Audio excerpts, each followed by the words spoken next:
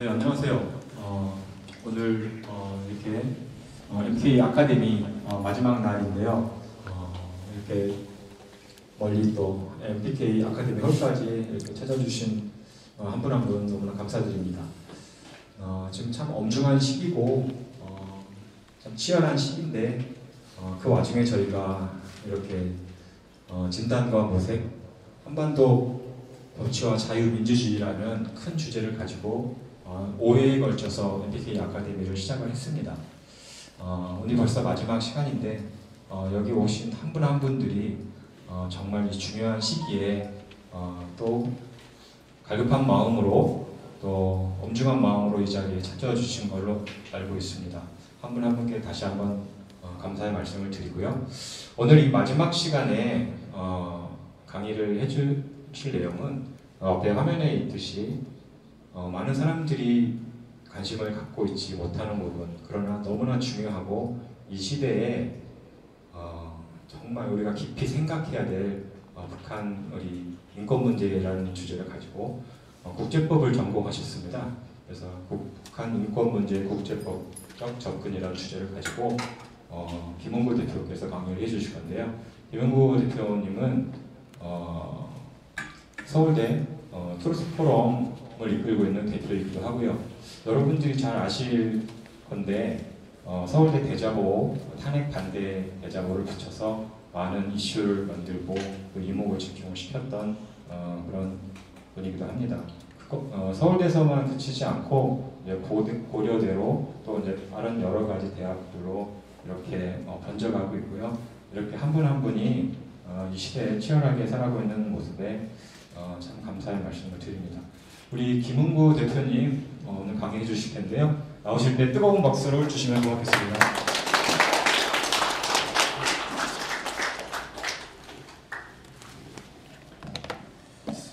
네, 안녕하세요. 김은구입니다.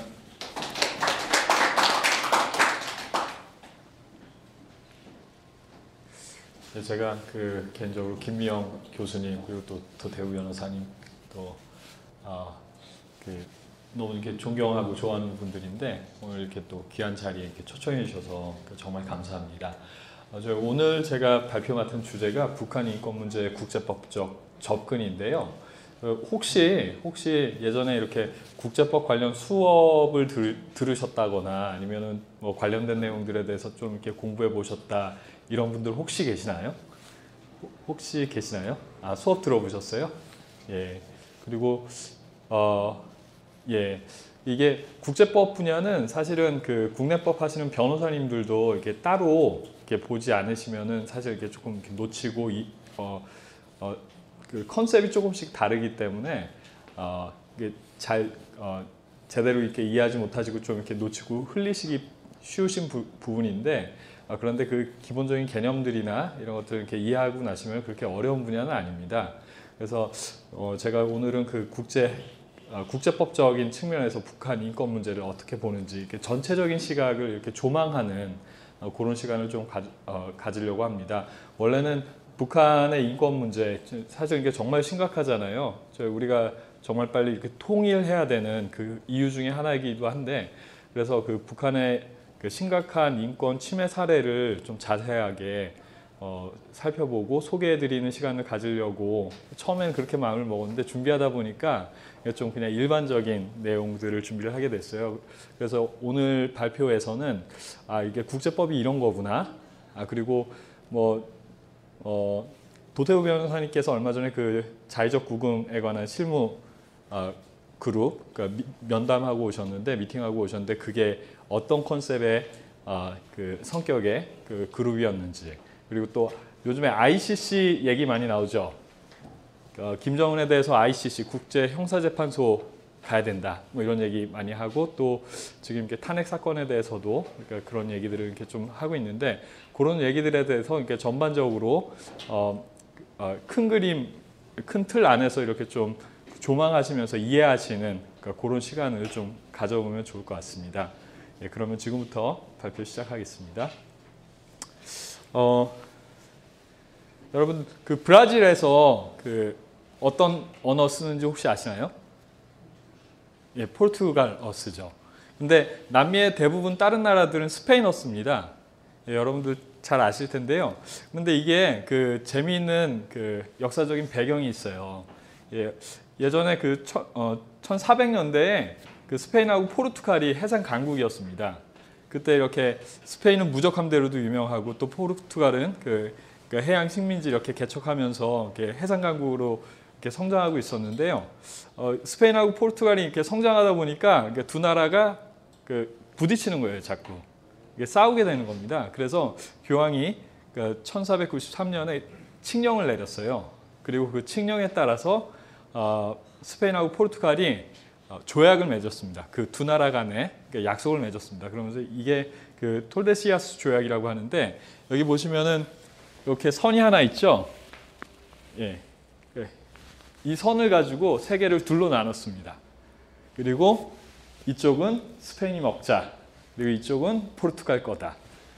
아주 재밌는 그 컨셉이죠. 이렇게 세 개를 그 선 하나 딱 긋고 이쪽은 스페인 거, 이쪽은 포르투갈 거, 이쪽은 내 거, 이쪽은 너 거 이렇게 나눈 조약이에요. 이게 참 재밌죠. 참 재밌는 조약인데, 근데 그 조약을 체결하고 나서 한 35년 뒤에 여기 보시면 빨간색으로 이렇게 줄이 하나 이렇게 쫙 나가 있죠. 스페인이 드디어 태평양을 횡단을 했습니다. 보니까 지구가 둥근 거예요. 그래서 저쪽에서 만났어요. 만나서 그러면은 이쪽에도 선을 하나 더 그어야 되는구나. 그때 알게 된 겁니다. 그래서 그렇게 선을 근 조약이 그 사라고사 조약이라는 건데요.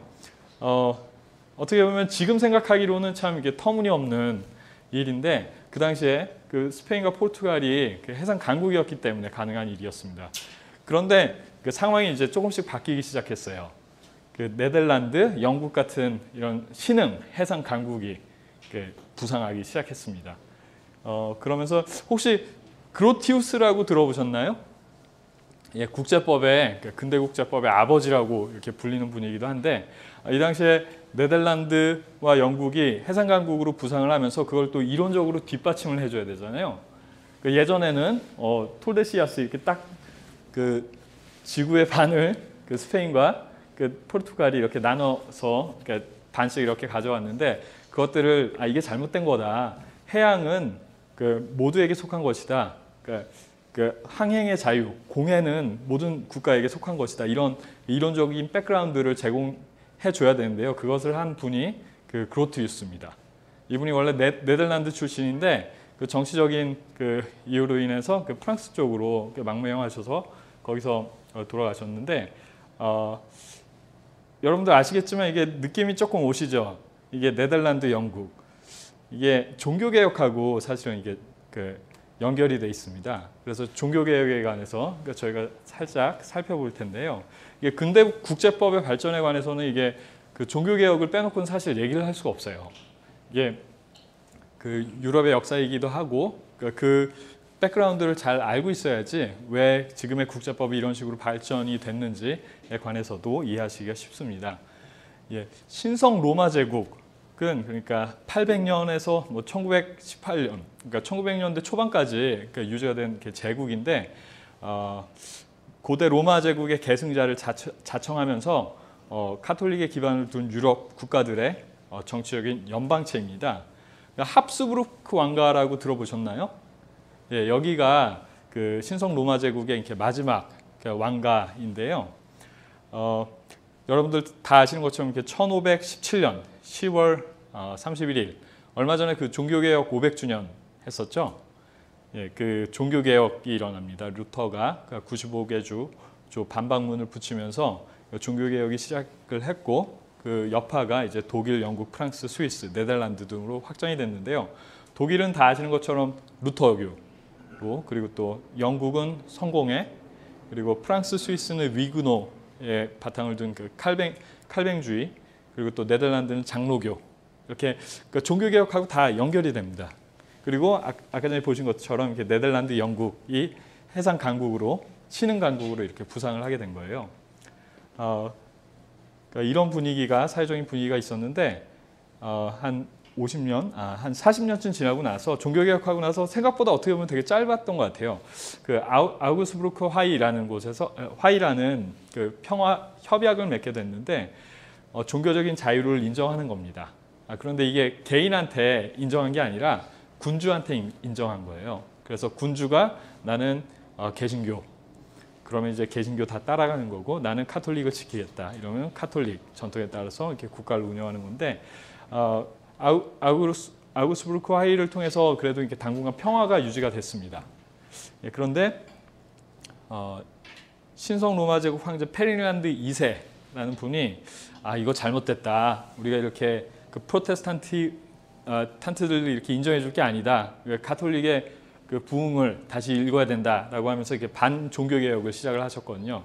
그러니까 그러면서 이제 30년 전쟁이 시작이 됐습니다. 그러면서 그 신교와 구교 사이에 이렇게 전쟁이 시작됐고 또 여기에 맞춰서 그 에스파냐는 그 스페인인데 그 당시에 그러니까 신성 로마 제국의 한 그러니까 제국 국가였습니다. 여기에 대해서 이렇게 네덜란드가 독립 전쟁을 하면서 네덜란드는 또 신교잖아요, 장로교. 그러면서 이 전쟁들이 맞물렸는데 이 전쟁을 그 종료한 조약이 베스트팔렌 조약입니다. 이 조약이 사실 이렇게 국제법적으로는 이렇게 정말 의미가 있는 조약이에요. 이게 어떤 의미에서 의미가 있냐면은 일반적으로 얘기할 때 근대국제법의 출발점을 이 베스트팔렌 조약이라고 얘기를 하는데요. 그 종교 권력과 그러니까 세속 권력이 이때부터 완전히 분리가 됐습니다. 그러면서 이렇게 교황의 권력이 그러니까 예전 같지 않게 이렇게 추락을 하고 그리고 또 국가들이 그러니까 국가 주권 개념, 그러니까 주권 국가, 그러니까 동등한 입장의 그 여러 나라들이 그러니까 각자의 주권을 가지고 운영하는 그 하나의 이렇게 공동체라는 그런 개념에 기반을 둔 국제 질서가 새롭게 형성되기 시작했어요. 그래서 그 베스트팔렌 조약을 여러 나라들이 함께 근대국제법을 이렇게 출발시킨 그런 이렇게 조약이라고 이해를 합니다.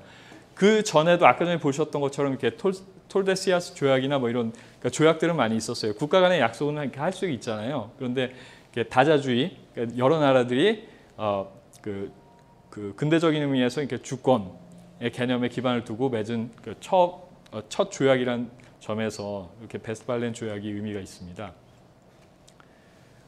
그러면 이제 그 국제법이 무엇인가에 대해서 조금 살펴볼 텐데요. 이게 너무 추상적인 그 질문일 수도 있지만 그 국제법을 뭐라고 정의하면 될까요? 저기 수업 들으신 분 예전에 들으셨던 거 잠깐 기억나시나요? 편하게 말씀해 주십시오. 네.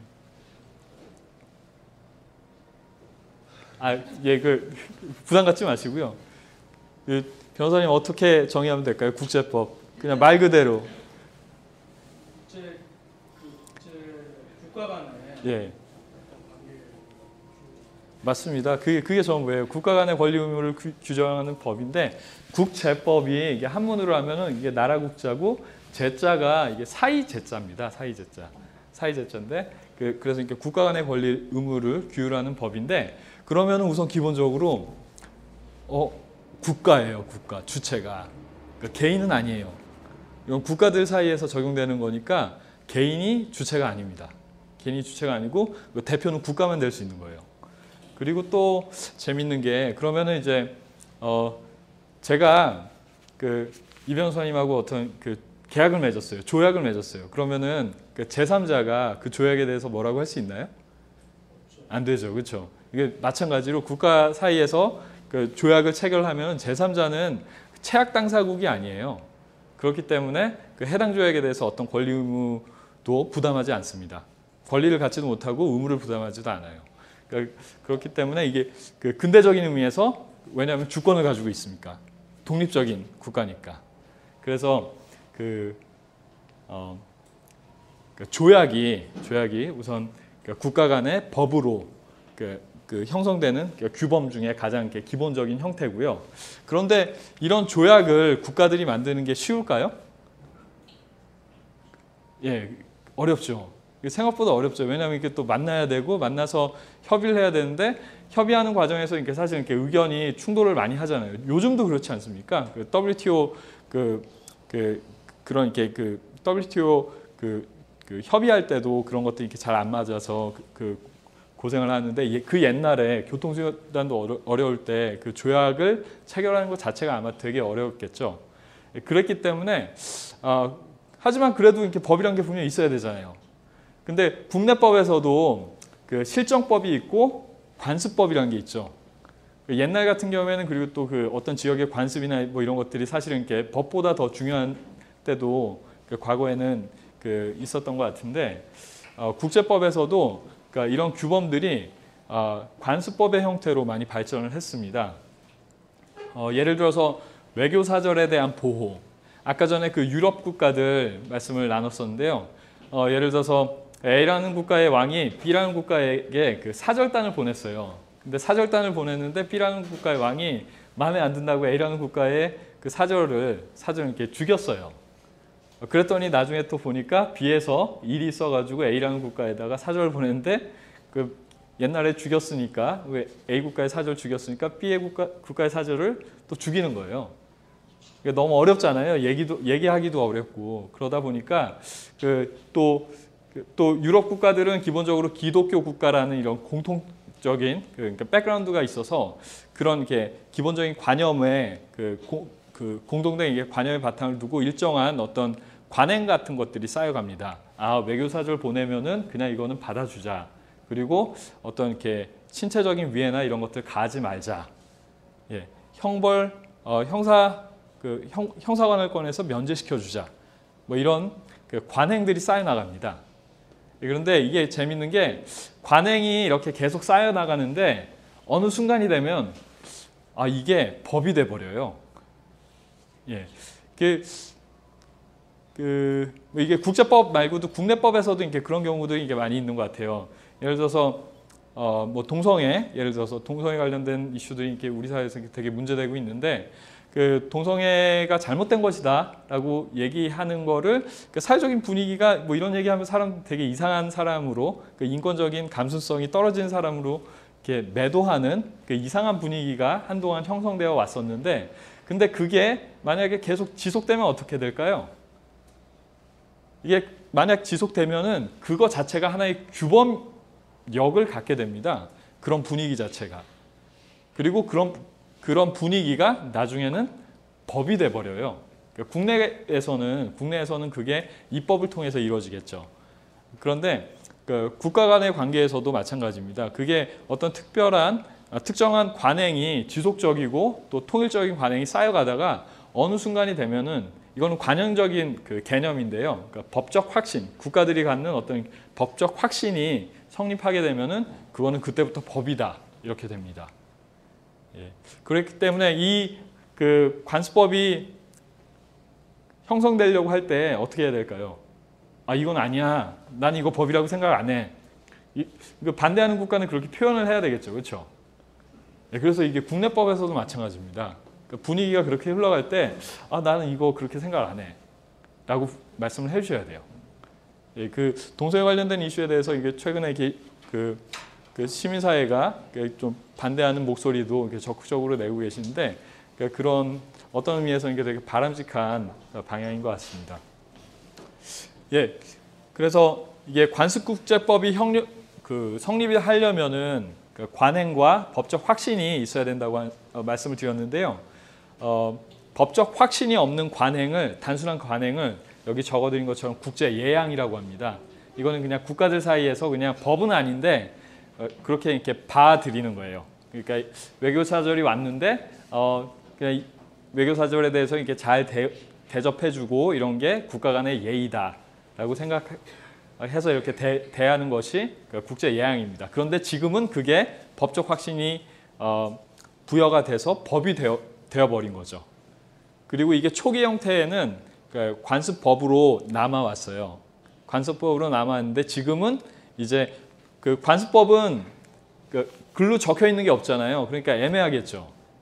그러니까 이걸 국가들이 나중에는 그 관습국제법의 법전화라고 이렇게 제가 적어놨는데 1900년대 중반 이후로부터 그런 노력들이 국제사회에서 이렇게 많이 있었습니다. 그래서 해양법에 대해서도 해양법 협약, UN 해양법 협약이나 이런 그 조약들을 통해서 이렇게 법전화하는 작업들이 계속 이루어져 왔습니다. 그래서 기본적으로 국제법에서 법이 뭐냐 이렇게 얘기할 때는 조약과 국제 관습이에요. 이 두 개가 그러니까 법이 뭐냐 할 때 국제법에서 법은 바로 조약과 관습국제법입니다. 요거를 우선은 기본적인 컨셉으로 가져가시면 좋겠고요. 그리고 세 번째로 이게 강행 규범이라는 게 있습니다. 요거에 대해서도 간단하게 설명을 드리면은 국내법에서 변호사님들 계시니까 그 임의 규정하고 강행 규정 있잖아요. 그러니까 임의 규정은 당사자가 합의를 통해서 이렇게 그 체결할 수 있는 어떤 그런 그 규정들이고, 그 강행 규정은 당사자들이 아무리 합의를 하더라도 이게 선량한 풍속이나 기타 사회 질서에 반하기 때문에 그 성립하지 않는 그런 규범입니다. 예를 들어서 중혼. 제가 A라는 사람하고 결혼했어요. 결혼이 사실 계약이잖아요. 혼인 계약인데, 근데 또 B라는 사람이 마음에 들어서 B라는 사람하고 결혼했어요. 그럼 제가 나쁜 놈이 될 뿐만 아니라 이 계약이 사회 질서에 반하기 때문에 무효입니다. 이게 바로 강행 규범이거든요. 그럼 이제 국제법적인 측면에서 이런 강행 규범이 존재할까요? 이게 생각해 볼 수 있죠. 그렇죠? 이게 사실은 국제법이 국내법하고 국내법의 기본적인 개념들하고 많이 연결이 돼 있어요.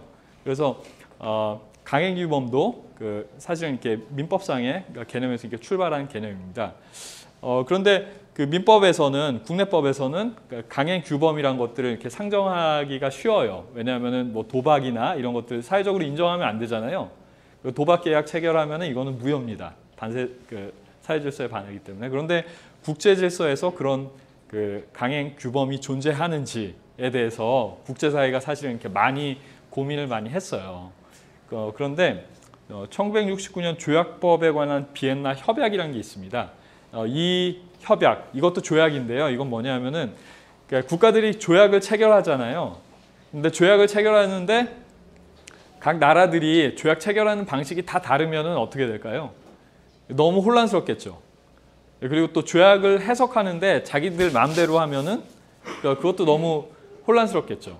그렇기 때문에 그 조약의 체결 절차와 해석에 관한 규칙들을 규칙들에 관해서 합의한 조약인데, 여기에 보면은 이런 규정이 있습니다. 조약은 그 체결 당시에 일반 국제법의 절대 규범과 충돌하는 경우에는 무효다. 그러니까 강행 규범과 충돌하는 조약은 무효다라고 규정을 했어요. 그래서 국제법 안에서도 이런 강행 규범이 존재한다는 것을 이 조약이 인정을 한 겁니다.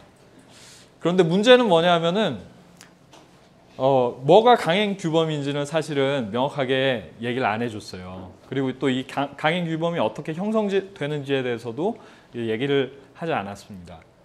그런데 학계에서 일반적으로 얘기하기로는 그 유엔 헌장이 기본적으로 이렇게 무력 행사, 그러니까 불법적인 무력 행사를 금지하고 있기 때문에 여기에 반하는 무력 행사나 아니면 제노사이드, 이거 너무 끔찍하잖아요. 이거는 국가 시스템이, 그러니까 조직적으로 어떤 인종이나 어떤 집단의 사람들을 이렇게 말살하는 건데, 이런 것들이 너무 명백하니까 이건 강행 규범에 해당한다라고 얘기를 합니다. 그리고 또 노예무역, 그리고 또 해적, 고문 같은 것들을, 고문 금지 이런 것들을 강행 규범이라고 하는데요. 그래서 앞으로 한 장 넘겨주시겠습니까? 예, 국제법에서 법이라고 하려면은 우선 조약과 관습국제법 그리고 강행규범 이 세 개가 있다. 이렇게 우선 이해하시면 되겠어요. 예. 그리고 근데 강행규범은 사실 이렇게 사례가 많지 않으니까 크게 주의를 하지 않으셔도 됩니다. 하지만 문제가 될 때가 있어요. 북한과 관련해서 사실 이렇게 문제가 좀 될 수 있거든요. 그래서 제가 말씀을 드렸습니다. 그러니까 기본적으로는 조약과 관습국제법이 있다. 이렇게 생각을 하시면 되겠습니다. 그리고 한 장 넘겨주시고요. 다시 여기 요거 혹시 보이시나요? 제가 요거 준비하다가 찾아보다가 제가 요건 좀 보여드리면 좋을 것 같아가지고 가지고 왔는데, 이게 제노사이드 금지 협약입니다. 1948년도에 채택이 됐는데 저기 빨간 박스에 보시면 아주 재밌어요. 예, 감사합니다. 저기 코리아 적혀 있습니다. 코리아. 이게 한국이 이 조약에 1950년도에 가입을 했어요. 예, 그 1950년 10월 14일 날 가입을 했는데 그 이 백그라운드가 사실 되게 재미있어요. 그러니까 제노사이드가 사실 이렇게 유태인들에 대해서 일어났었던 거잖아요. 그리고 또 이승만 대통령의 부인께서 그 프란체스카 여사께서 유태인이었고 그렇기 때문에 그 유태인들에 대한 그런 게 안타까워하는 마음 이런 것들이 있었고 그리고 또 이스라엘과 그 우리나라가 이렇게 동시에 그 국가 형성하지 않았습니까? 같은 날 이렇게 국가로 선포를 했는데 그러면서 어떤 동질감 같은 것들이 있었고 그랬는데 그렇기 때문에 저희가 이렇게 제노사이드 협약에 이렇게 빨리 가입을 했어요. 이승만 대통령이 제가 듣기로는 직접 챙겼다고 이렇게 말씀을 들었는데 제가 여기서 사실 그러니까 감동을 먹은 거는 여기 뭐라고 적혀 있죠? 그냥 우리나라 이름이 예, 코리아입니다. 사우스 코리아도 아니고 그냥 코리아예요. 그리고 또 리퍼블릭 오브 코리아도 아닙니다. 그냥 코리아입니다. 그러니까 유엔에서 우리나라가 한국을 대표하는 것으로 그 당시에 인정이 됐던 거예요. 예, 단순하게 코리아입니다. 예, 저는 이 날이 빨리 왔으면 좋겠어요. 예, 다시 이 날이 꼭 빨리 오기를 기대를 하면서 이걸 꼭 보여드리고 싶었습니다. 예, 맞습니다. 그게 정말 대단하신 거죠. 그리고 그 당시에 프란체스카 여사가 쓰신 일기나 뭐 이런 것들 보면은 이 와중에도 조약들을 이렇게 직접 다 챙기셨더라고요. 중요한 조약들을 이승만 대통령이. 제가 그런 것들 보면서 사실 좀 많이 놀랐었습니다. 예. 저희가 언젠가 이렇게 되겠죠. 조만간 이 코리아 다시 한 코리아의 이름으로 조약을 체결할 그날이 금방 올 거라고 믿습니다. 예, 그러면 다음으로 넘어가겠습니다. 예, 그럼 여기서 제가 간단하게 질문 몇 가지 좀 드리겠습니다. 저희가 지금 이제 국제법에 대해서 얘기를 했잖아요. 그러면은 북한의 핵 개발은 국제법 위반일까요? 국제법 위반일까요? 지금 예, 국제법 위반이라고 말씀해 주셨는데 어떤 의미에서 국제법 위반일까요? 핵은 WMD잖아요. 예? WMD잖아요. 예. 대량 살상 무기는 그 강행, 유스포겐스 아까 말씀하신 예. 강행 국교 위반이에요. 예, 그렇게 접근할 수도 있죠. 예, 맞습니다. 예, 그렇게 접근할 수도 있고 또 근데 강행 법규는 아까 전에 이렇게 말씀드렸던 것처럼 이게 사실 이렇게 개념 자체가 사실 명확하지 않고 국제사법재판소나 뭐 이런 곳에서 국제재판소에서 강행 규범 자체를 이렇게 잘 인정을 안 해요. 그러니까 고문에 대해서는 그런 추세가 지금 조금씩 개발이 되고 있거든요. 근데 강행 규범이라는 거를 법적으로 인정하는 것 자체가 국가들 입장에서는 나중에 자기가 발목 잡힐 수가 있잖아요. 그렇기 때문에 이게 되게 조심을 합니다. 그렇기 때문에 강행 규범에 대해서는 이렇게 확대 해석하거나 그러지 않거든요. 그러면은 지금 김영 대표님께서 이렇게 말씀 주신 것도 사실 이렇게 이론적으로 그렇게 구상해 볼 수는 있어요. 강행 규범으로. 근데 이게 지금 국제사회에서 그러니까 대량 살상 무기 개발을 강행 규범 위반이다라고 하는 것에 대해서는 그러면 이제 미국이나 다른 나라들 다 핵무기 가지고 있는데 그럼 다 강행 규범 위반으로 얘기할 수도 있잖아요. 그렇게 반박할 수도 있잖아요. 그래서 그러면은 이제 또 어떻게 접근하면 될까요? 이게 북한의 핵 개발 자체는 정말 잘못된 거잖아요. 저희 입장에서 봤을 때는 이게 되면 안 되는 거잖아요. 저는 그렇게 생각합니다. 그런데 이게 국제법 위반이라고 얘기를 하려면은 아까 전에 말씀드렸던 조약이나 국제관습법 또는 강행법규에 대한 근거가 있어야 되는데 지금 말씀드렸던 것처럼 강행법규 위반이라고 보기는 조금 어렵고 그리고 또 이게 핵무기 미국도 개발했고 소련도 개발했고 뭐 많은 나라들이 개발했잖아요. 그럼 이거 국제관습법 위반이라고 얘기할 수 있나요? 지금 대량 살상 무기라는 개념은요. 그냥 단지 그러니까 지금 이제 NPT 체제 내에서 5개를 지금 인정하는 거는 그 이상 더 이상은 개발할 수 없다라는 걸 전제로 해서 이미 있는 거를 인정해서 하는 거잖아요. 근데 그 이후에 대량 살상 무기는 유스 코리아스 기준을 할 수도 없기 때문에 지금 인정이 되고 있는 거예요. 대량 살상 무기 개발이 김미영 교수님께서 국제법 전문가셔서 국제인권법 전문가셔서 감사합니다. 지금 근데 그 NPT 말씀해 주셨어요. 북한이 NPT 아까 전에 조약 그 NPT 조약이잖아요. 그러면은 아까 전에 말씀드렸죠. 그 조약에 구속이 되려면은 자기가 조약에 가입한 당사국이어야 해요. NPT 북한이 당사국인가요? 지금? 탈퇴했죠. 예, 다들 잘 아시죠. 그러면은 조약도 없어요. 어떻게 해야 되죠? 북한 이거 안 되는데 뭔가 좀 걸고 넘어져야 되는데 김미영 교수님께서 말씀해 주신 것도 이게 되게 좋은 그 이론 구성 중에 하나입니다. 그러니까 저희가 주장해야 되는 내용 중에 하나고 그런데 아까 전에 말씀드렸던 것처럼 강행법규 위반은 잘 인정이 안 돼요. 일반적으로. 그래가지고 그런 어려움이 있고 국제관습법 핵 개발 많이 하잖아요. 미국도 하고 소련도 하고 뭐 다른 나라들 많이 했는데 근데 저희가 유엔 헌장을 잠깐 볼 수가 있어요. 유엔 헌장은 다 아시죠? 유엔 헌장. 예. 유엔 헌장이 조약인가요? 예, 유엔 헌장 조약입니다. 조약입니다. 지금 전 세계에 197개 국가가 있다고 합니다. 그런데 193개국이 가입한 조약이에요. 예, 유엔에 가입했다고 하는 게 보통 유엔 헌장을 채택한 거예요. 채택한 건데 여기 보면은 이 유엔 헌장이 참 이렇게 중요한 조약이라서 일반적인 양자 조약이나 뭐 이런 것들보다 훨씬 중요한 조약입니다. 그래서 이 유엔 헌장은 국제법의 일반 원칙을 성문화한 규범으로 인정이 되고 있습니다. 그리고 103조 제가 적어놨는데 103조에 보면은 여기 유엔 헌장에 있는 내용이 다른 조약과 상충하는 경우에는 유엔 헌장이 우선한다라고 돼 있어요. 그래서 유엔 헌장의 규범력이 다른 조약보다 이렇게 우월한 그런 아주 중요한 규범입니다. 그런데 여기 27조에 보면은 이런 규정이 있습니다. 한글로 제가 먼저 읽을게요. 국제연합 회원국은 안전보장 이사회의 결정을 이 헌장에 따라 수락하고 이행할 것을 동의한다. 이렇게 돼 있습니다. 근데 이거는 근데 뭐 제가 영어 아주 잘하지 못하지만 영어로 봐야 돼요. 이게 어떻게 돼 있냐면요.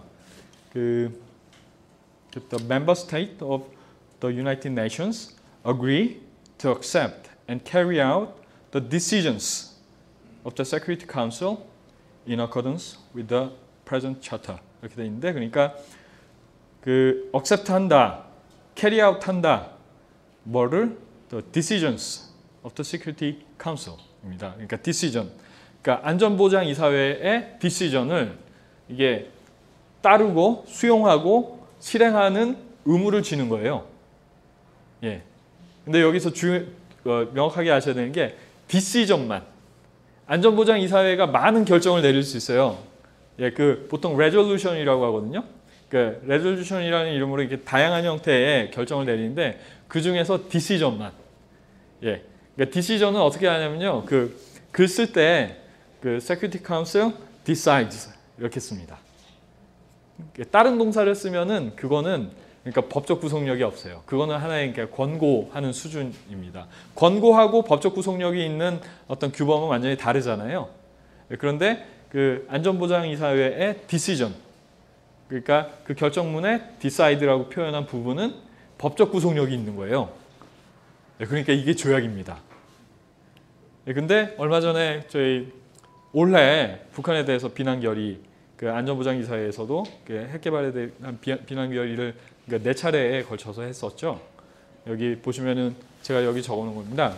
UN Security Council Resolution 6월 달부터 12월까지 지금 4차례가 있었는데 여기에 보면은 북한에 대한 이렇게 지원을 규제하고 어떤 이렇게 금전적인 지원이나 이런 것들까지 이렇게 못하게 하는 내용들이 디시전으로 나와 있어요. 그러면은 이제 뭔가 있는 거예요. 저 아까 전에 강행 규범으로 갈 수도 있을 것 같은데 그거는 현실적으로 국제사회에서 잘 인정이 안 되고 뭐 국제관습법을 얘기를 하려면 우리가 그 관습을 입증하고 해야 되는데 그것도 어려웠는데 조약에서 이렇게 저희가 뒤져보니까 이런 내용이 있어요. 예, 지금 여기까지 온 겁니다. 여기까지 왔는데 그러면은 이제 여기서 이제 북한이 핵 개발하는 것이 잘못됐다고 얘기할 수 있는 거예요. 그러니까 국제법 위반이라고 얘기할 수가 있는 겁니다. 여기서. 그렇기 때문에 지금 제가 이 내용을 아주 이렇게 구체적으로 다 보고 오진 못했어요. 그런데 여기 이렇게 경제적인 제재나 이런 것들이 이렇게 상당히 많거든요. 아주 높은 수준의 제재들이 많이 있습니다. 이런 상황에서 저희가 만약에 개성공단을 다시 재가동하거나 그러면 경제적인 협력이죠. 경제적인 지원이죠. 그렇죠? 그리고 또 문샤인 팔러시 이렇게 적었는데 그러니까 햇볕 정책 아니면 달빛 정책 북한에 대해서 뭐 이런 걸 한다거나 아니면 지금 올림픽 동계올림픽 지금 이렇게 초청하고 뭐 오늘 뭐 보니까 아주 어떻게 입 맞추고 나왔는지 정말 이렇게 신속하게 이런 일들이 진행되고 있는데 여기에 대해서 뭐 경제적인 지원이나 비용 부담하는 것이 이 결의에 대한 위반일 수가 있어요. 그러면 한국도 국제법 위반의 책임을 지게 됩니다. 예. 그러니까 이런 부분에 대해서 사실 정부에 대해서 조금 이렇게 경고할 필요가 있지 않나 싶습니다. 왜냐하면은 이게 국제적으로 그러니까 규범력 있는 안전보장이사회의 결의에 반하는 것이기 때문에. 근데 문제는 유엔에서 저렇게 4차례에 거쳐서 또 안전보장이사회 결정이 있었음에도 불구하고 북한에서는 지금 뭐 거기에 전혀 개의치 않고 진행이 되고 있잖아요. 거기에 대해서 또 규제할 수 있는 방안도 없는 것 같고. 이게 그래서 이제 국제법 하시는 분들은 이렇게 항상 이런 말씀을 하세요. 또 외부에서 종이 조각에 불과한 거 아니에요? 예, 그런 말씀들을 많이 하십니다. 제가 말씀 듣기로 우리나라에서 국제법 가장 먼저 공부하신 분이 누군지 아십니까? 이승만 대통령. 예, 이승만 대통령이세요. 이승만 대통령이시고 그리고 또 사실은 개인적으로 되게 자연스럽게 생각하기도 하는데 이승만 대통령의 그 학통을 따라서 뭐 이한기 교수님 뭐 이런 분들이 서울대에서 국제법을 가르치셨거든요. 근데 이한기 교수님이 이렇게 병원에 입원해 계실 때 그러니까 미국의 어떤 학자를 만났는데 그분이 이런 얘기를 하셨다고 하는 걸 들었습니다. 당신은 잊지도 않은 걸 가지고 잘 먹고 산다고. 예, 그러니까 국제법 하시는 분들이 사실 이런 비아냥거림을 사실 생각보다 되게 많이 들어요. 그러니까 그게 사실이기도 한데 그런데 이승만 대통령이 그 당시에 굳이 국제법을 공부하셨어요. 왜 그러냐면은 이게 하나의 외교적인 수단에서는 가장 큰 압력 수단이기 때문입니다. 이게 규범이란 것이 이렇게 존재한다는 것 자체가 하나의 어떤 이렇게 커다란 규범력이 있습니다. 물론 거기 위반할 수 있어요. 위반할 수 있는데 위반하는 것 자체는 사실은 이미 그것이 국제법 위반이라면은 실행 여부를 떠나서 국가가 국제법 위반에 책임을 지게 됩니다. 그럼 국가는 이 부담을 항상 지고 갈 수밖에 없어요. 그리고 지금처럼 이렇게 국제화된 사회에서는 그 비난을 그러니까 정치적인 외교적인 비난을 감내하기가 생각보다 쉽지가 않습니다. 그래서 국가들이 실행하는 단계에서는 그 국제법을 최대한 준수하려고 하거든요. 근데 물론 이렇게 크리티컬한 시점이 왔을 때 그 국제법을 어겨가면서까지 어떤 이렇게 액션들을 취하거나 이런 것들이 이렇게 이런 현상들이 일어납니다. 그런데 그렇다고 해서 이렇게 국제법이 무용한 건 또 아니에요. 왜냐하면은 지금 아까 전에 말씀드렸듯이 북한에 뭐 이후에 제가 말씀을 드릴 건데 북한 지금 김정은 정권에 대해서 국제형사재판소에 데리고 가서 처벌해야 된다 이런 얘기들 하잖아요. 지금은 못하고 있어요. 지금 못하고 있잖아요. 근데 국제법이 있기 때문에 그 규정이 있기 때문에 언젠간 할 수 있게 되는 겁니다. 예, 그래서 사실 이렇게 국제법이 그러니까 국내법처럼 어떻게 보면 이렇게 강제적인 실행력이 바로 이렇게 눈에 보이지 않아서 답답할 수는 있습니다. 하지만 그럼에도 불구하고 저희가 그러니까 잘 이용해야 되는 규범인 거죠. 그렇기 때문에 이승만 대통령께서 그 당시에 사실 이렇게 여러 가지 공부하실 수 있으셨잖아요. 굳이 국제법 택하셔서 전시중립론으로 논문 쓰시고 하셨는데 그게 국제법이 가지고 있는 힘이 아닌가 싶습니다. 이게 참고로 이승만 대통령에 대해서 이렇게 좀 비아냥거리시는 분들은 뭐 그냥 뭐 이렇게 해서 공부했다. 그냥 장학금 받고 뭐 이렇게 해서 이렇게 공부했다고 하시는데, 근데 이승만 대통령이 쓰신 논문이 제 지도 교수님께서 그걸 이렇게 한글로 번역을 하셨어요. 뭐 오래전에 하셨는데 제 지도 교수님께서 그런 말씀을 하시더라고요. 이렇게 동일한 수준의 논문이 나오는데 그러니까 한 세기 정도, 그러니까 한 세대 정도 더 걸렸다고 하시더라고요. 그러니까 한 30년 정도.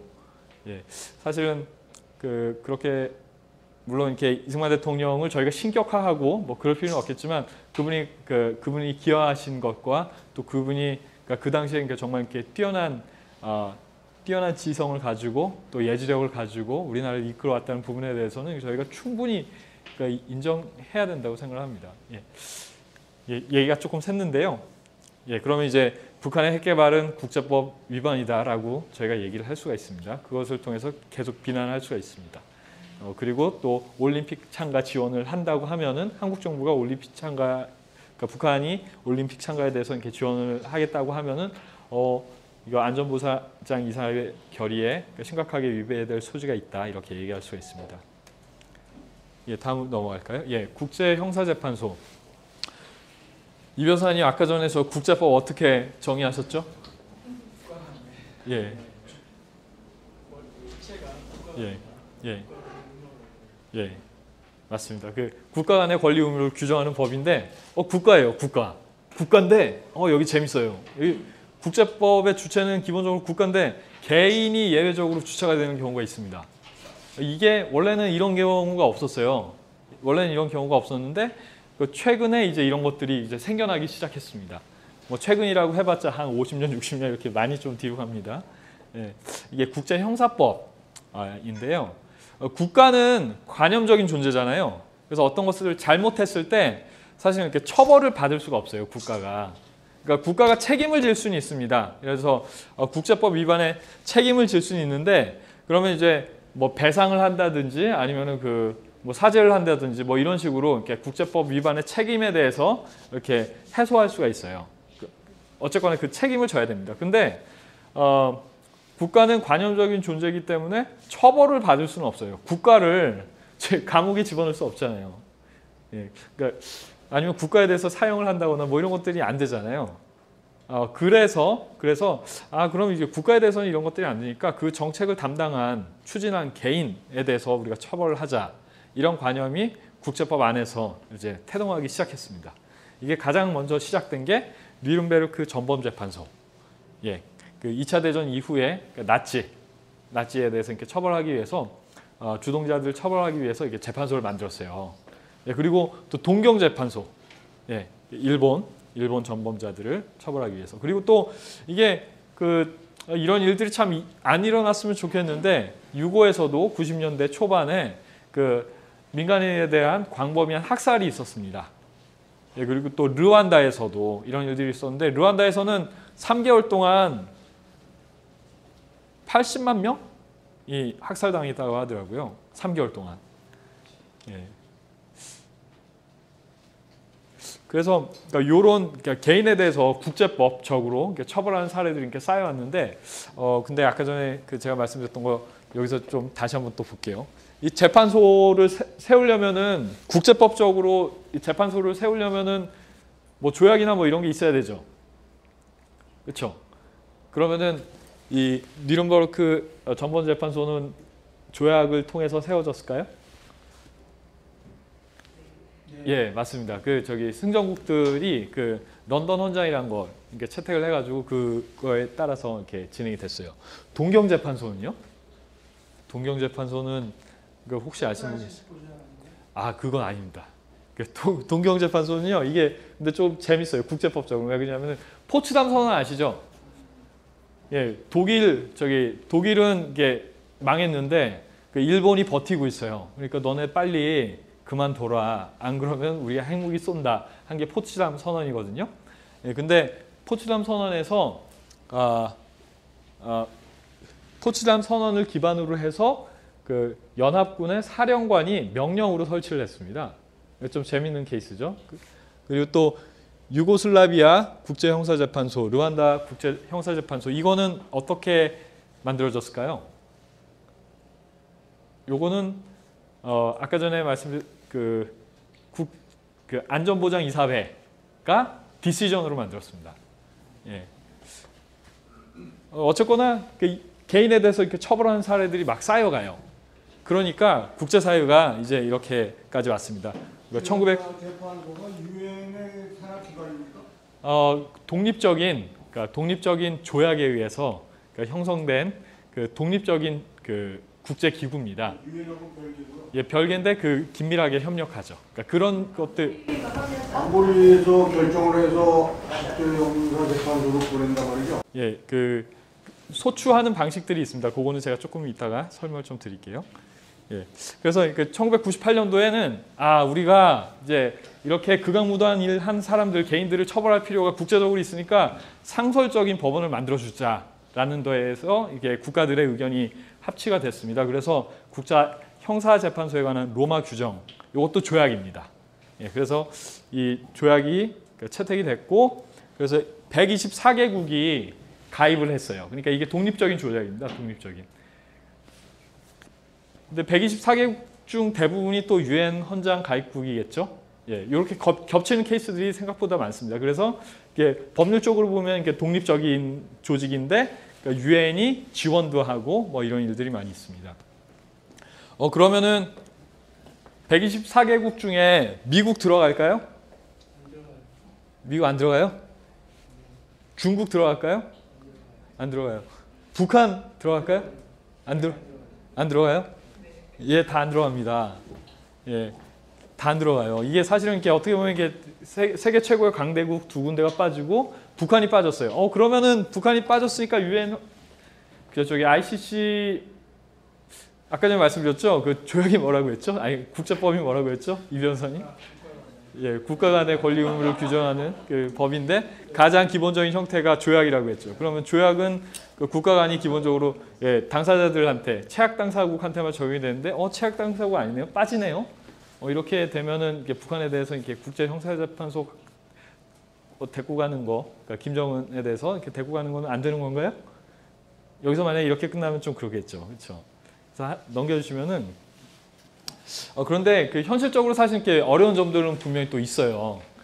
여기 보시면은 그 이게 국제형사재판소 로마 규정인데요. 1조에 보시면은 여기 국가의 형사관할권을 보충하는 컨셉입니다. 그러니까 기본적인 처벌 자체를 그러니까 국가가 기본적으로 하고 국가가 안 할 때 그 데려갈 수 있는 거예요. 그래서 사실은 그 국가가 그 처벌을 약간 그러니까 가장할 수도 있어요. 그리고 지금 그 ICC의 이렇게 실행을 보면은 강대국들이 그 문제가 된 케이스가 별로 없습니다. 아프리카 국가들만 제소되고 뭐 그러거든요. 그러니까 아프리카 국가들 입장에서 봤을 때는 좀 이렇게 억울하겠죠. 그러니까 뭐 이게 ICC라고 했더니 이게 괜히 우리만 왠지 이렇게 해코지 당하는 느낌이고, 그러니까 약간 지금 이렇게 그런 문제점이 있는 것이 사실입니다. 그런데 그 5조의 내용을 이렇게 좀 보실 필요가 있는데요. 그 재판소의 관할 범죄가 이렇게 딱 정해져 있습니다. 집단 살해죄, 그리고 또 인도에 반하는 죄, 또 전쟁 범죄, 침략 범죄, 요것만 그 ICC 갈 수 있는 거예요. 예. 전쟁 범죄는 이게 공식적으로 전쟁했을 때 그 되고, 이게 침략 범죄에 관한 내용이 뭔지는 이렇게 처음에 이게 잘 모르겠다, 우리가 나중에 합의하자 뭐 이러다가 얼마 전에 여기에 대한 이렇게 정의가 좀 나왔습니다. 집단 살해는 사실 이렇게 좀 명확해 보이죠. 그 제노사이드, 인도에 반하는 죄, 그러니까 요거는 관련 규정들이 좀 디테일하게 많이 있어요. 근데 이게 그 북한에서 이렇게 진행되고 있는 많은 그 반인권적인 그 어떤 이렇게 정책들이나 실행들이 인도에 반하는 죄에 많이 해당이 합니다. 예, 해당을 합니다. 그래서 요 내용의 근거를 두고 그 북한의 그 김정을 비롯한 고위층에 대한 그 ICC 그 처벌에 대해서 그 국제사회가 지금 이렇게 대응을 하고 있습니다. 예, 한 장 넘겨주실래요? 예, 그런데 아까 전에 말씀드렸던 것처럼 그 북한이 ICC 그 당사자가 아니에요. 예, 그 이런 어려움이 있습니다. 이런 어려움이 있는데 그러면 김정은을 ICC로 데려가는 게 어려울까, 가능할까, 이런 것들을 이렇게 좀 살펴볼 필요가 있는데, 국가 관할권의 이론적 기초, 여기 변호사님들은 이렇게 또 이게 법학 공부하신 분들은 옛날에 이렇게 공부하신 기억이 좀 나실지도 모르겠는데, 국가가 관할권을 행사하는 근거에 관한 이런 기본적인 컨셉들이 있습니다. 그러니까 이거는 그러니까 형사관할건도 마찬가지인데요. 속지주의. 그러니까 대한민국 영역에서 만약에 어떤 이렇게 형사 사건이 발생했다. 그러면은 대한민국이 그 관할권을 행사하는 게 타당하겠죠. 그렇죠. 이거를 그러니까 합리화시켜주는 근거가 속지주의입니다. 그리고 또 대한민국 사람인 제가 만약에 미국에 가서 어떤 범죄를 저질렀어요. 그러면 이제 그 제가 미국에서 범죄를 저질렀지만 제가 대한민국 사람이니까 처벌을 할 수가 있겠죠. 이걸 정당화하는 게 속인주의입니다. 그리고 또 수동적 속인주의는 뭐냐면요. 제가 미국 갔어요. 미국 갔는데 맞았어요. 맞았는데 저 때릴 사람을 한국 법에 의해서 처벌하는 것이 이게 수동적 속인주의입니다. 그리고 보호주의하고 보편주의는 좀 구별해서 보셔야 되는데요. 외국인이 외국에서 어떤 범죄를 저질렀어요. 외국인을 상대로. 그러니까 우리나라하고는 전혀 상관없잖아요. 그런데 그 범죄가 대한민국의 안보를 해치고 대한민국의 국익을 해친다. 그럴 경우에는 보호주의를 적용을 해서 관할권을 행사하는 그런 이론들이 개발이 되고 있습니다. 그리고 또 마지막으로는 보편주의. 이건 뭐냐면은 외국 사람이 외국 사람을 상대로 어떤 범죄를 저질렀어요. 한국에 아무런 피해도 없어요. 그런데 정의의 요청에 의해서 한국이 처벌하는 거예요. 예. 재밌죠? 어떻게 보면 되게 재밌는데 보편주의라고 합니다. 피노체트 사건 아시나요? 들어보셨나요? 피노체트? 피노체트 아시는 분? 예, 피노체트. 예, 이게 칠레의 독재자라고 합니다. 칠레의 독재자인데 한 17년, 18년 정도 그 정권을 잡고 칠레를 운영을 했는데 물론 그 칠레 안에서 그 피노체트에 대해서 이렇게 지지하는 세력도 여전히 많이 있고 그렇기 때문에 저희가 칠레 상황을 정확하게 잘 모르기 때문에 이렇게 뭐 어떻게 칼로 자르듯이 이렇게 얘기하는 건 또 조심스러운 부분도 있는 것 같긴 해요. 그런데 우선 그 국제법적으로 이렇게 논의되는 내용만 말씀을 드리면은 그 당시에 그 실종과 또 그 어떤 살해 같은 그러니까 정책적인 살해나 뭐 이런 그 케이스들이 이렇게 많이 있었습니다. 한 3,000명 정도가 그 17년 그 재임 기간 동안 이렇게 살해당했다고 하는데요. 또 고문이나 그 협박 같은 일들도 빈번하게 많이 발생했다고 하는데요. 여기에 대해서 국제사회가 이게 처벌해야 되겠다라고 이렇게 생각하는 사람들이 이렇게 많이 있었어요. 많이 있었는데 그런데 그 이분이 1990년도에 그 평화로운 선거를 통해서 권력을 이양하고 내려왔습니다. 내려왔고 근데 연세가 많으셔서 그 잔병이 좀 많이 있으셨는데 영국으로 치료차 가셨어요. 치료를 받으러 갔는데 근데 아주 재밌는 일이 있었습니다. 그때 그 당시에 고문당하고 살해당한 사람들 중에 스페인 사람들도 있었거든요. 그래서 그 이분이 영국 가기 2년 전에 스페인 법원에서 어떤 판사가 이 사람을 기소를 한 거예요. 우리나라 사람이 외국에서 범죄의 피해가 됐으니까 이거는 수동적 속인주의죠. 그렇죠? 아까 전에 말씀드린 거. 수동적 속인주의인데 근데 여기서 이게 좀 더 나가서 이게 그 스페인 사람뿐만 아니라 이건 인류에 대한 죄다라고 해서 이게 이론을 보편주의적인 관점까지 이렇게 확대를 해서 어쨌거나 이렇게 스페인에다가 스페인에다가 이렇게 고소를 했어요. 소를 제기를 했어요.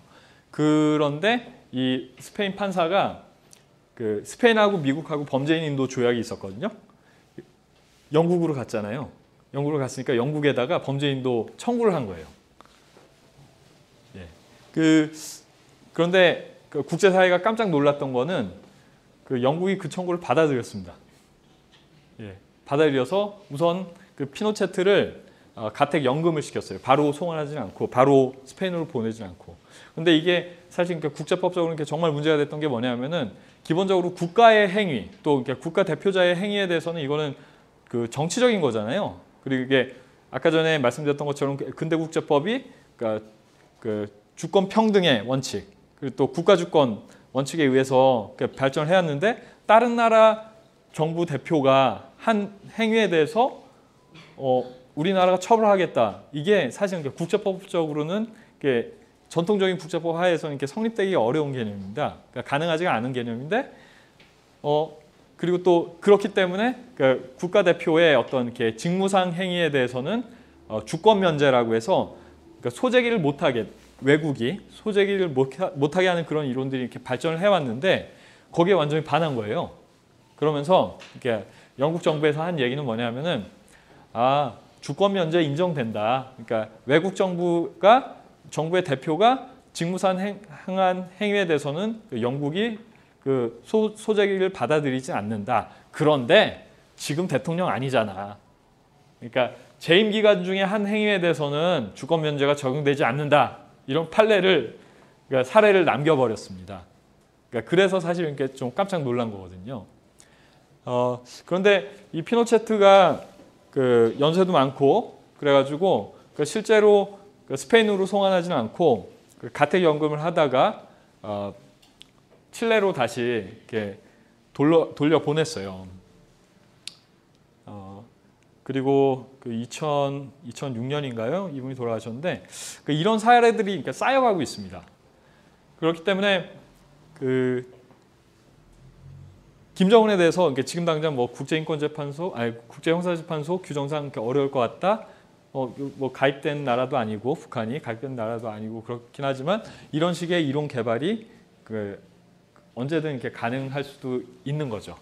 그리고 또 실제로 그 국제형사재판소에 관한 로마 규정에 보시면은 이렇게 13조 관할권 행사에 보시면은 두 번째 그 나를 보시면은 안전보장이사회에 의해서 이렇게 소추관에게 회부된 경우에 제소할 수가 있어요. 그러니까 이런 게 방안들이 있습니다. 그렇기 때문에 그러니까 김정은이 ICC로 갈 수 있는 방법도 있고 ICC가 아니더라도 아까 전에 저희가 보셨듯이 재판소를 또 만들 수도 있어요. 그렇기 때문에 국제적인 측면에서 국제형사법적인 이렇게 처벌의 가능성이 사실은 이렇게 열려 있다고 볼 수가 있습니다.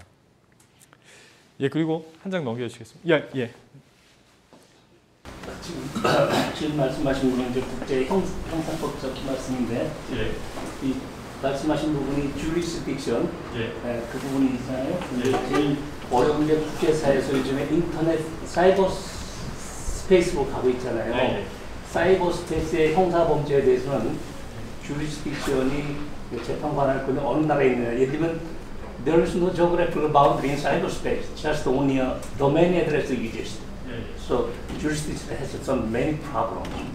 보호국법이나 분국법이나 있을 있고 미국 같은 경우는 주마다 법이 다른데 데스티네이션법이나 서버가 있는 법이나 뭐 이런 굉장히 복잡한 법이 이 관할권이 어떻게 그런 경우에는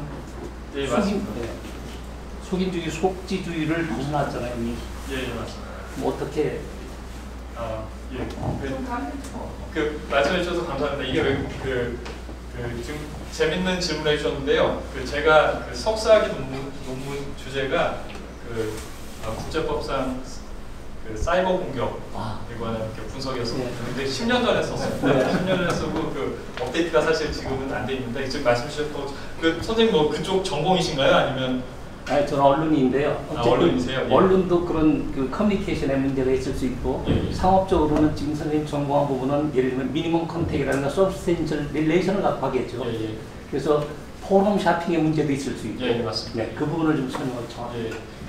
근데 이렇게 가장 중요한 문제가 사실 이렇게 관할권에 관한 이슈도 있지만 그런 이슈들에 관해서는 사이버어택, 특히나 사이버어택에 관해서는 다른 국가 책임이 문제되는 모든 이슈에 대해서 사실 가장 중요한 부분은 어카운터빌리티, 이게 국가의 행위냐 이걸 입증하는 게 제가 이해하기로는 사실상 불가능하거든요.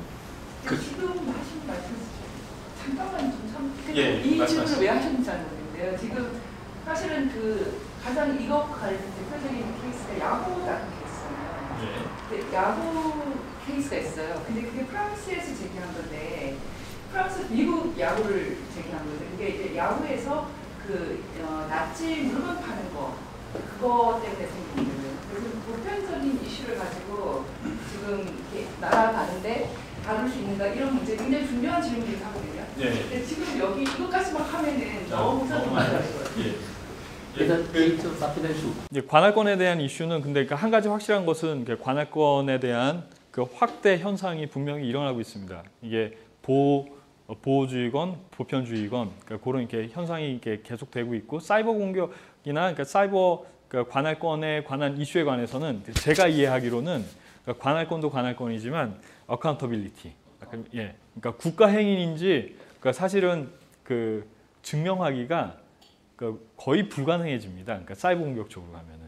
예, 그래서 근데 여기에 관해서 사실 이렇게 국제적인 규범이 예를 들어서 어느 정도 되면 이거는 국가에서 한 걸로 이렇게 좀 그냥 볼 수 있다라고 이렇게 규정할 법한데 아직 그런 것들이 제가 알기로는 제가 아는 선에서는 아직 명확하게 정리된 것들이 국가들 사이에 뭐 조약으로 있거나 뭐 그런 것들이 아직 없는 것 같더라고요. 예, 좋은 질문 주셔서 감사합니다. 예, 시간이 조금 갔는데 요 뒷부분은 제가 꼭 말씀을 드리는 게 좋을 것 같습니다. 이게 왜냐하면은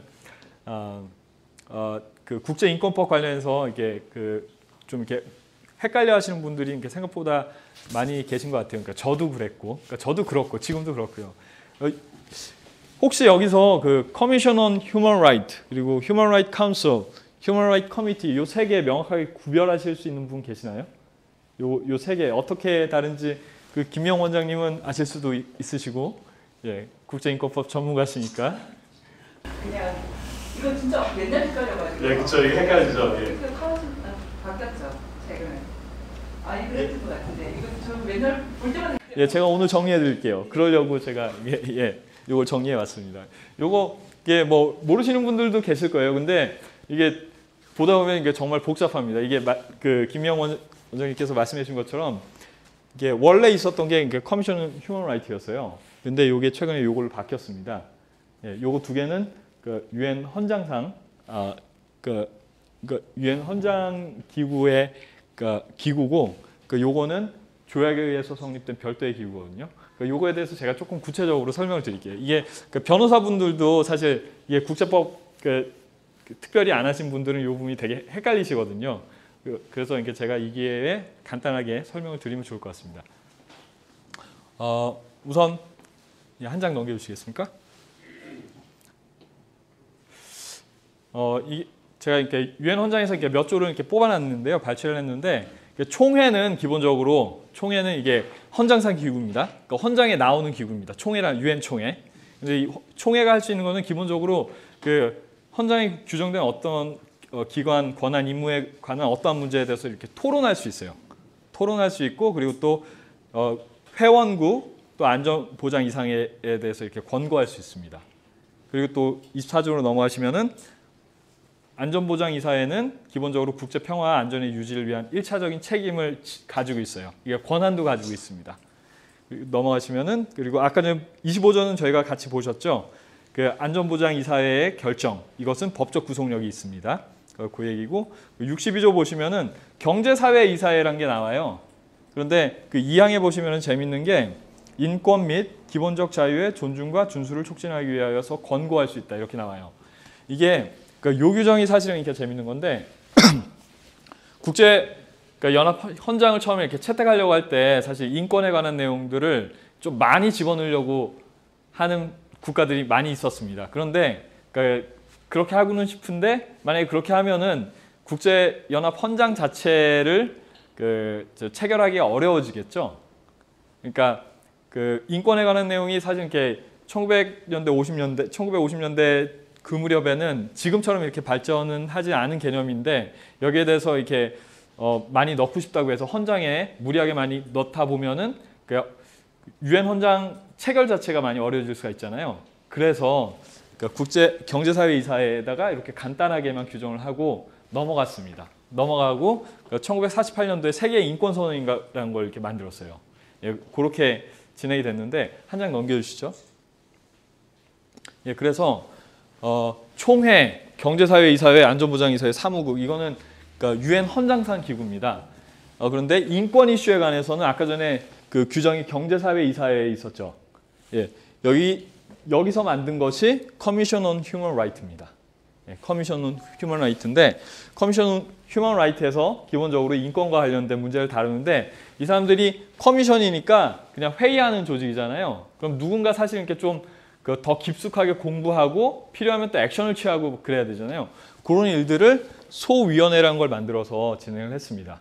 그리고 경우에 따라서는 이렇게 특별 보고관, 실무위원회, 워킹그룹, 자의적 구금에 관한 그 실무그룹 뭐 이런 것들을 이렇게 만들어서 이렇게 대응을 했습니다. 이게 제일 처음 출발이에요.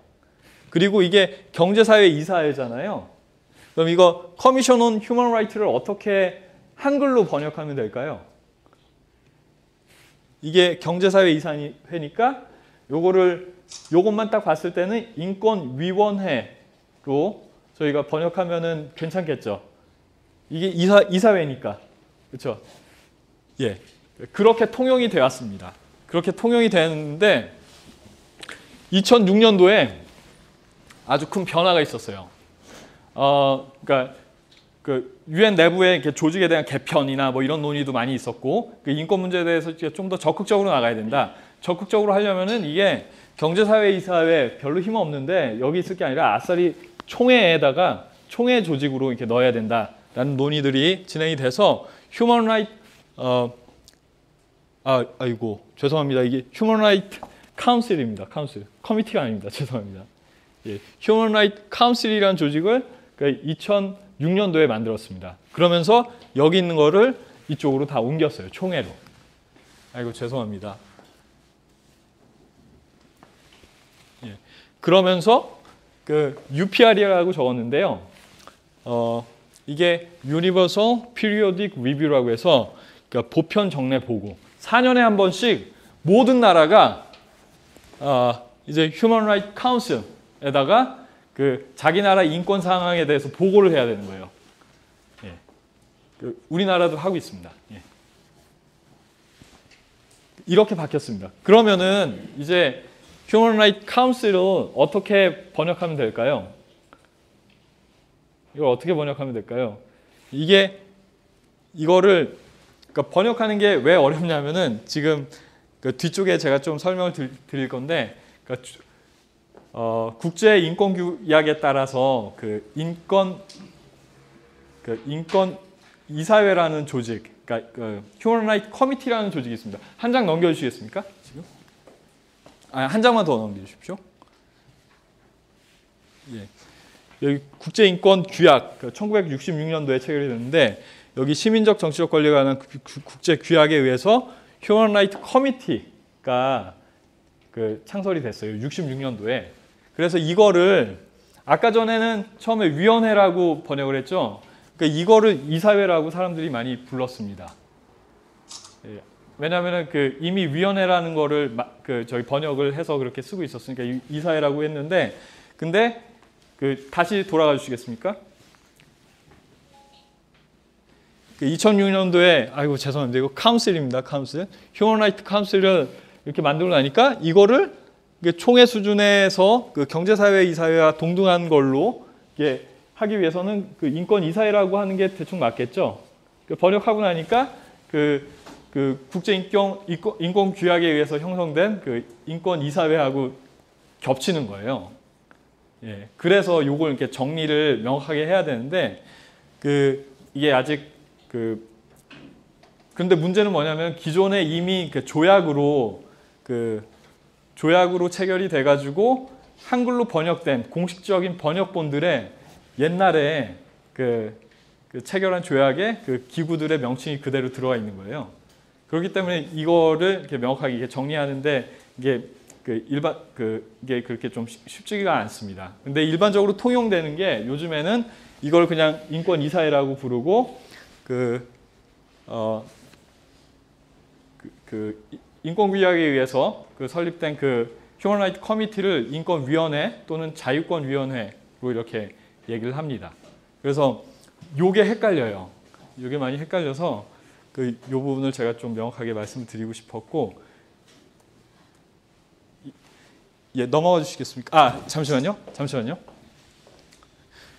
여러분, 그리고 인권 고등 판무관이라고 들어보셨죠? 말이 조금 어렵죠. 이게 원래 그러니까 일본에서 번역한 거를 그대로 따서 그런데 이거는 뭐냐면은 요즘에는 인권 최고 대표라고 얘기를 많이 합니다. 이건 뭐냐면은 그 난민 고등 판무관 이런 건 혹시 들어보셨나요? 이건 뭐냐면은 그 국제 연맹 당시에 그 러시아에서 혁명 나고 그 러시아에서 이렇게 난민이 한 150만 명 정도 생겼어요. 그런데 이 사람들을 어떻게 그 처우하는 게 좋을지에 대해서 그 고민을 하다가 국제 연맹에서, 국제 연합이 아니라 연맹에서 고민을 하다가, 여러분들 얀센이라고 아시나요? 얀센? 그 극지 탐험가. 예. 얀센이라는 사람을 그 난민 고등 판무관으로 임명을 했습니다. 그래서 한 사람한테 그 일을 그냥 맡겨버리니까 이 사람이 너무 일을 잘한 거예요. 그래서 이게 난민뿐만 아니라 그 인권 이슈에 관해서도 이렇게 한 사람을 지명을 해서 그 사람이 열심히 일하도록 하는 게 좋겠다. 이게 왜 그러냐 하면은 아까 전에 여기서 설명드렸던 것처럼 경제사회 이사회에 있는 그 커미션 온 휴먼 라이트는 기본적으로 회의하는 조직이잖아요. 그러니까 집행부가 아닙니다. 집행부가 아니고, 그러니까 아예 열심히 일할 사람 한 사람 좀 뽑아두자. 그리고 그 사람을 인권 고등 판무관, 그러니까 하이 커미셔너로 이렇게 명해서 이 사람이 열심히 조사도 하고 보고도 하게 하고 하자라고 해서 이런 시스템을 만들었습니다. 근데 이게 인권 고등 판무관이라는 말이 그 일본에서 번역한 말을 그대로 한국에서 차용한 거거든요. 이게 어렵고 그러니까 이걸 그냥 요즘에는 인권 최고 대표로 부릅니다. 이게 시스템이 조금 복잡하죠. 이게 최근에 변경도 있었고 그 조직이 발전하는 과정에서 어떤 이렇게 섞이는 것들이나 뭐 이런 것들이 있었기 때문에 그 조금 복잡해 보일 수는 있는데 사실은 그 백그라운드를 아시고 나면 그렇게 복잡하지는 않습니다. 예, 넘어가 주시죠. 예, 요거는 넘어갈게요. 예, 예. 그래서 예, 요거를 제가 좀 설명드리고 마치려고 하는데요.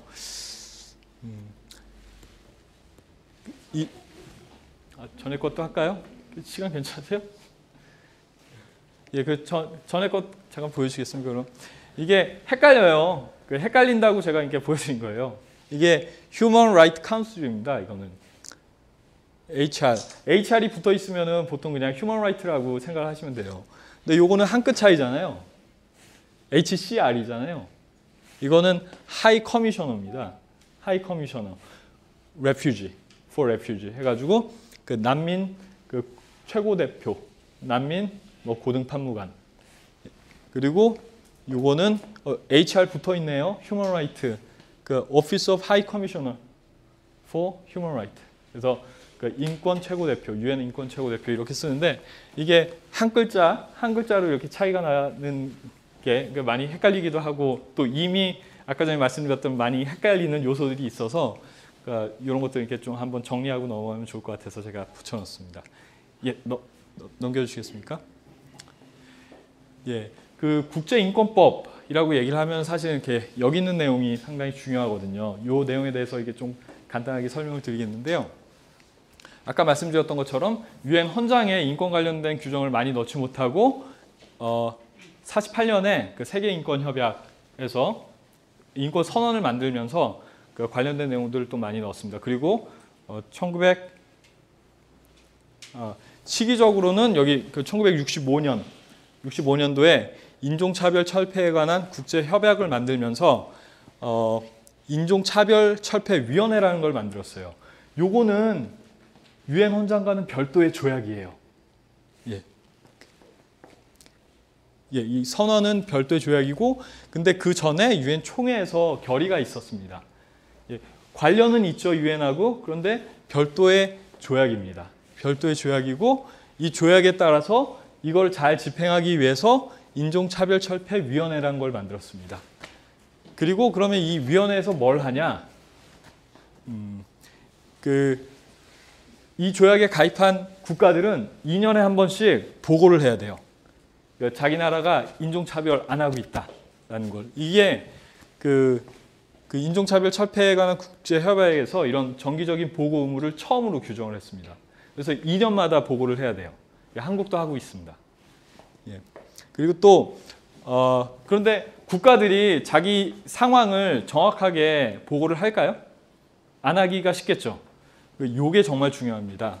NGO가 Alternative Report라고 해가지고 그러니까 비판적인 대안 보고서라고 이렇게 번역을 하는데 NGO가 여기다가 자기들 의견을 보낼 수가 있어요. 이게 정말 중요합니다.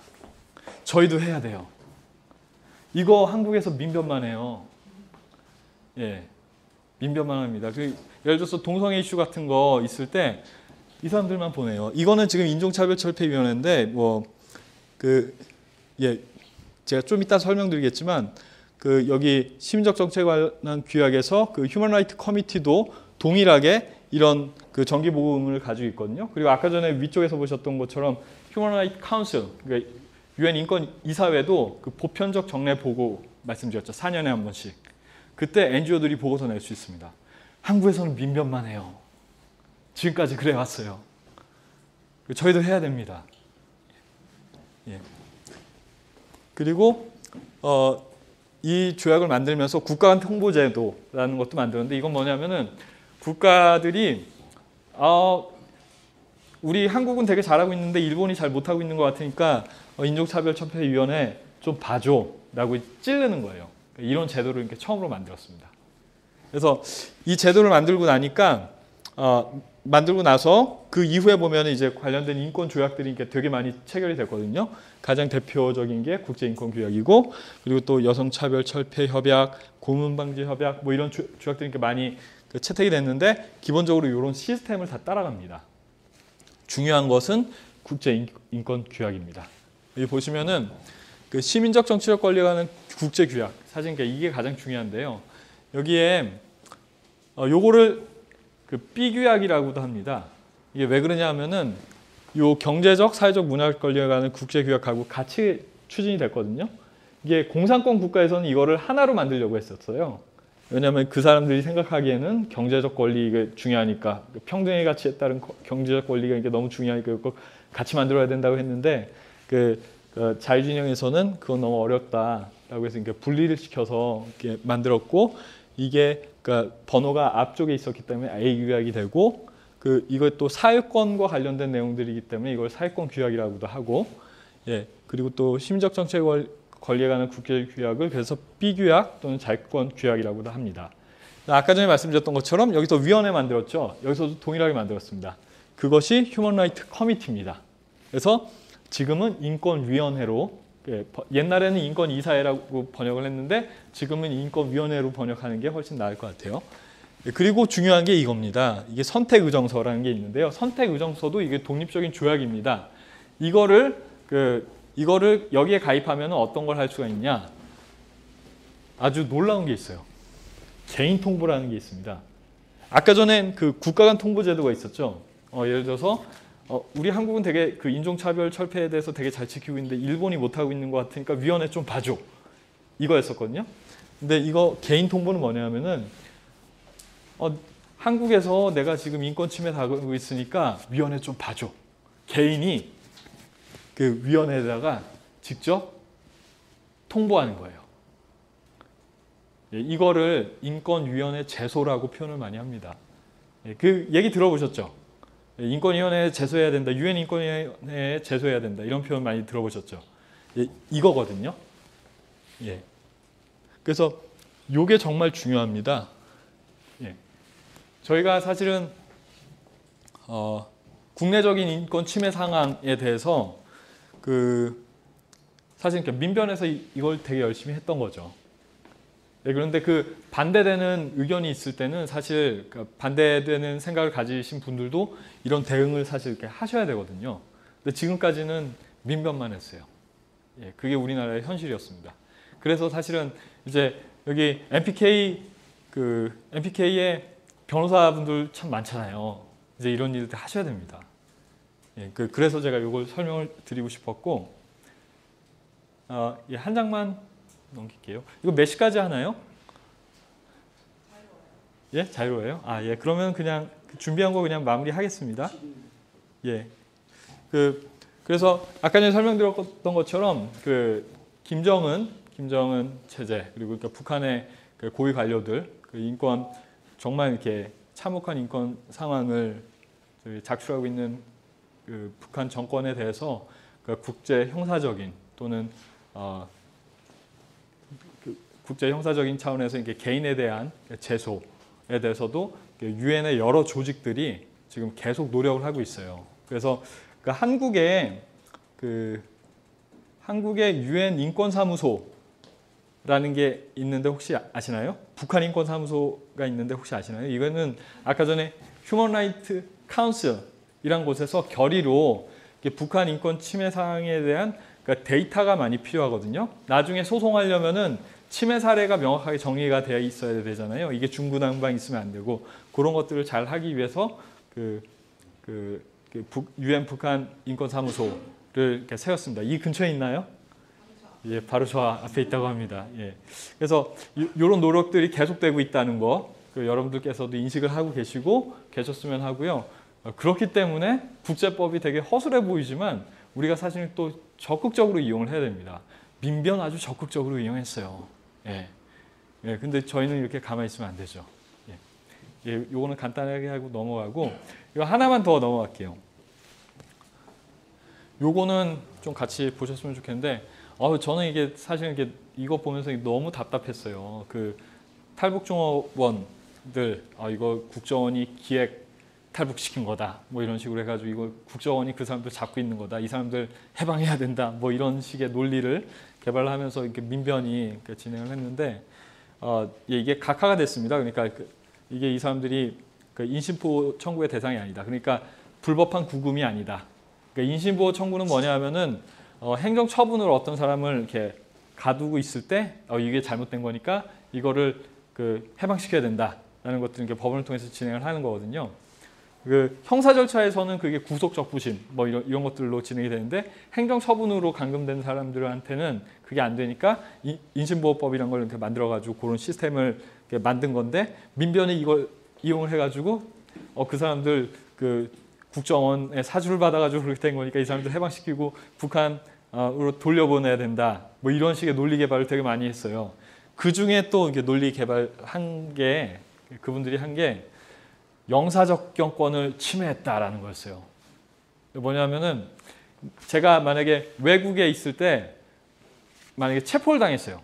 그럼 제가 만약에 미국 갔는데 체포당했어요. 그러면은 저 대사관 좀 빨리 만나고 싶잖아요. 주미 한국 대사관. 그래서 이렇게 도움을 좀 받고 그래야 되잖아요.